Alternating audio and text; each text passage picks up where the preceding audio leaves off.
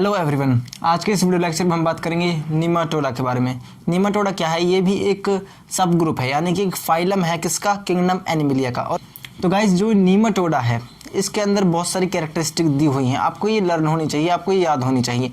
सबसे ज़्यादा जो इसमें इंपॉर्टेंट चीज़ है वो है इसके एग्जाम्पल्स जो है आपको अच्छी तरह याद होने चाहिए।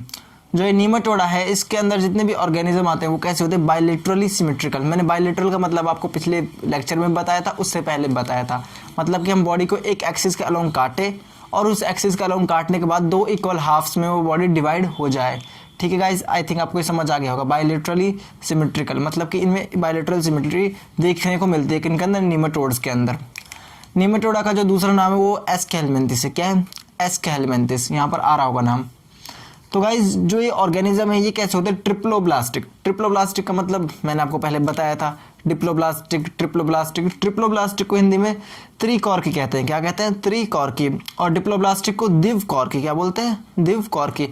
तो गाइज, जो ये ट्रिप्लोब्लास्टिक है, अगर मैंने बोल दिया कि ये ऑर्गेनिज्म ट्रिप्लोब्लास्टिक है, अगर वो ऑर्गेनिज्म ट्रिप्लोब्लास्टिक हुआ तो उसके अंदर 3 लेयर्स देखने को मिलेंगे, 3 जर्माइनल लेयर्स। कौन सी? 3 जर्माइनल लेयर्स। ये जर्माइनल लेयर्स कौन सी है? अब मैंने आपको पहले बताया था, एंडोडर्म, एक्टोडर्म एंड मीजोडर्म। यानी कि सबसे बाहरी एक्टोडर्म, बीच वाली मीजोडर्म और सबसे अंदरूनी एंडोडर्म।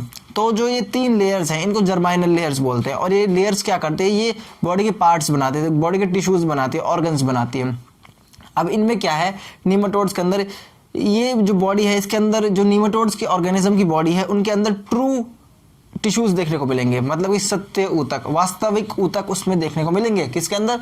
नीमाटोड की बॉडी के अंदर। गाइस, इनकी जो शेप होती है वो कैसी होती है? सिलिंड्रिकल। सिलिंड्रिकल शेप का एग्जांपल आप देख सकते हो। ये जो ऑब्जेक्ट मेरे पास है, ये जो चीज़ है मेरे पास, मार्कर जो है, ये कैसा है? सिलिंड्रिकल इन शेप है। और गाइस, जो इसके ऑर्गन्स होते हैं वो वास्तव में ऑर्गन्स नहीं होते, इसके अंदर ऑर्गन प्रेजेंट नहीं होते। अभी तक किसी भी फाइलम के अंदर ऑर्गन प्रेजेंट नहीं हुए हैं। किंगडम नीमाटोडा का तक आने तक कोई भी ऑर्गन्स बॉडी के अंदर फॉर्म नहीं हुआ है। और जो इनके अंदर क्या फॉर्म होता है? ओनली इनके अंदर ऊतक देखने को मिलते हैं, टिश्यू देखने को मिलते हैं। क्या देखने को मिलते हैं? टिश्यू। मतलब असली टिश्यू इनके अंदर ही देखने को मिलते हैं। ठीक है। और इनके अंदर there are no real organs, मतलब वास्तविक ऑर्गन्स नहीं होते। ऑर्गन जैसे हो सकते हैं लेकिन वास्तविक नहीं होते। और ये कैसे होते हैं? ये होते हैं सीडोसिलोमेट। सीडो वर्ड यूज होता है फॉल्स के लिए। सीलोमेट का मतलब होता है गुहिका। सीलोम मतलब कि कैविटी। सीलोम मतलब एक कैविटी। कैविटी मतलब कि एक स्पेस जिसके अंदर ऑर्गन्स जो है वो लाई करेंगे, जिसके अंदर ऑर्गन्स पाए जाएंगे किसी फंक्शन को करने के लिए। ठीक है गाइज, तो जो सीडोसिलोमेट है ये कैसे, इसका मतलब क्या है कि इनके अंदर वास्तव में कोई सीलोम या फिर कोई कैविटी या फिर कोई गुहिका देखने को नहीं मिलेगी। तो ये कैसे हैं? सीडोसिलोमेट। इनके पास एक सीलोम जैसा, एक कैविटी जैसा स्ट्रक्चर होगा जो सिर्फ उसकी तरह दिखाई देगा। जैसे कि आपने देखा होगा जो अमीबा है उसको क्या बोलते हैं? उसका जो उसके अंदर सीडोपीडिया होता है। क्या होता है? सीडोपीडिया क्या होता है? फॉल्स फीट होती है, उसके नकली हाथ पैर होते हैं अमीबा के अंदर। तो उसी तरह सीडोसिलोमेट, ये नकली इनके पास क्या है? एक सीलोम है, नकली इनके पास एक कैविटी है, नकली इनके पास क्या है? एक गुहिका। असली नहीं है।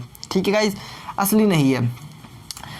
अब इसका रीज़न क्या है कि इसके पीछे असली नहीं है, वो मैं आपको जब ये चैप्टर कंप्लीट हो जाएगा उसमें मैं कुछ डाउट्स आपको क्लियर कराऊंगा प्रीवियस ईयर क्वेश्चन करवाते समय। इस चैप्टर के मैं अलग से प्रीवियस ईयर क्वेश्चन करवाऊंगा क्योंकि ये चैप्टर इंपॉर्टेंट है और हम आपकी इंपॉर्टेंस को समझते हैं। तो आपको ये चीज़ अच्छी तरह समझ आनी चाहिए, सारी चीज़ें समझ आनी चाहिए। तो हम उसमें इन चीज़ों को कवर करेंगे जो आपके डाउट्स रहेंगे, जो प्रीवियस ईयर क्वेश्चन में इस चैप्टर की करवाऊंगा। चलिए गाइज, आपको ये बस ये याद रखना है कि ये कैसे हैं? सीडोसिलोमेट। कैसे होते हैं? सीडोसिलोमेट। और इससे पहले जितने पढ़े थे हमने वो कैसे थे? एसिलोमेट। कैसे थे? एसिलोमेट। उनके अंदर कोई सीलोम था ही नहीं। चलिए गाइज, उसके बाद many of them are parasite. ज़्यादातर कैसे इनके अंदर? पैरासाइट मैंने आपको बता दिया क्या होता है। जो ऑर्गेनिज्म, जो जीव दूसरे ऑर्गेनिज्म के अंदर या फिर उसके बाहर अपना बसेरा कर ले और उधर क्या करे? ये सिर्फ अपना फ़ायदा देखे, उधर से न्यूट्रिशन ले और बदले में उसको कुछ ना दे। एक तरीके से ये उधर से फ्री में अपना काम चला रहा है। कौन? पैरासाइट्स। तो ये जो नीमाटोड्स हैं, नीमाटोड के अंदर आने वाले ऑर्गेनिज्म है वो ज़्यादातर कैसे? पैरासाइट है। और ये सिंपल पैरासाइट नहीं है, ये डिजीज़ कॉजिंग पैरासाइट्स है। कैसे? डिजीज़ कॉजिंग पैरासाइट मतलब कि ये बीमारियाँ, रोग करने वाले पैरासाइट्स हैं। इनके एग्जाम्पल एस्कैरिस और वाउचेरिया। और इसके अंदर फ्लीरियल वॉर्म्स आते हैं, कुछ राउंड वॉर्म आते हैं और कुछ पिन वॉर्म्स आते हैं। आपको याद होना चाहिए कि पिन वॉर्म किसके अंदर आता है, आपको बताना नीमाटोड के अंदर। राउंड वॉर्म किसके अंदर आता है, आपको बताना नीमाटोड के अंदर। और फ्लीरियल वॉर्म्स किसके अंदर आते हैं, आपको बताना है नीमाटोड के अंदर। आई थिंक अब आपको चीज़ें क्लियर हो रही होंगी। दोबारा देख लीजिए, ये बायलैटरली सिमेट्रिकल होते हैं, ये ट्रिप्लोब्लास्टिक होते हैं। इससे पहले जो हमने पढ़ा था, क्या पढ़ा था, प्लेटिहेल्मिन्थेस, वो कैसा था, वो भी ट्रिप्लोब्लास्टिक था। और उससे पहले वाले जितने थे वो सारे डिप्लोब्लास्टिक थे, सिवाय पॉरीफेरा को छोड़कर, उसके अंदर ऐसा कुछ देखने को नहीं मिलता।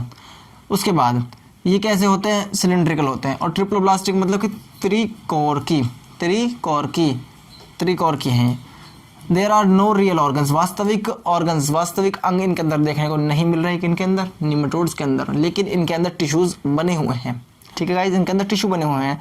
दे आर स्यूडोसिलोमेट, ठीक है, दे आर स्यूडोसिलोमेट मतलब इनके अंदर ये कैसे, कूट गुहिका समझते हो, कूट मतलब कि इनके अंदर नहीं है।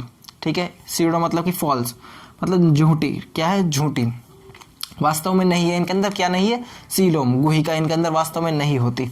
और many of them are parasite, ज़्यादातर कैसे इनके अंदर, पैरासाइट कैसे, मैंने बता दी, ये ह्यूमंस के जो बॉडी है उसके अंदर ज़्यादा प्रेजेंट होंगे, नुकसान ज़्यादा ह्यूमंस को पहुँचाएंगे। Example Ascaris वोचेरिया। अब तो गाइज आपको याद हो गया होगा, एक डिजीज है एलिफेंटियासिस, उसमें क्या होता है, इंसान का जो पैर है वो बहुत ज़्यादा स्वेल होकर बहुत ज़्यादा बड़ा बन जाता है, उसका साइज़ बहुत ज़्यादा हो जाता है, और वो एक क्रॉनिक डिजीज़ है। तो गाइज आपको ये समझ आ गया होगा, इसके एग्जाम्पल क्या है, एस्केरिस वोचेरिया और कुछ filarial worms, pin worm, round worm. अब तो आपको क्लियर हो गया होगा। चलिए गाइज, तब तक के लिए आप अपना ध्यान रखिए और अच्छी तरह पढ़ते रहिए। इसके क्वेश्चन ज़रूर लगा लीजिएगा। लेक्चर खत्म होने के बाद किताब को ज़रूर पढ़ लीजिएगा। घर पर रहिए, सेफ रहिए, हो सके तो मास्क का यूज़ करिए और सैनिटाइजर का भी प्रॉपर यूज़ करते रहिए। Take care, bye.